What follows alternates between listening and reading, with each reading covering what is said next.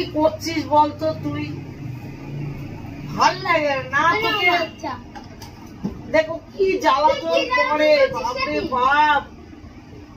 না তোকে মারতে পারি না, তোকে ভালোবাসতে পারি না, তোকে কিছু বলতে পারি, তুই এত জ্বালাস কেন রে?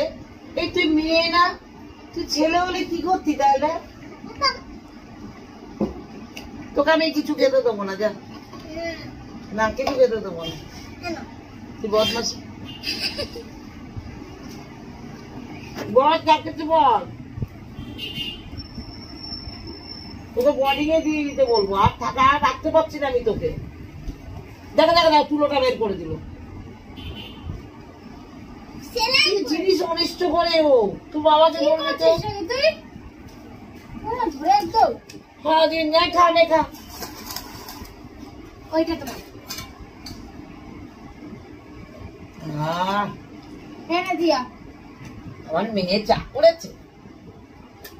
হ্যাঁ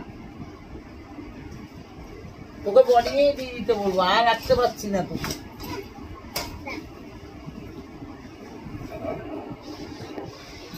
রাখতে পারছি না আর বোর্ডিং এ। খা তোরা, খা চা খা। এটা এটা এটা মাম্মামের মুড়িটা এখানে রাখ, খা মুড়ি দিয়ে চা। কি ভালো লাগছে মুড়িটা জানিস, খুব সুন্দর লাগছে।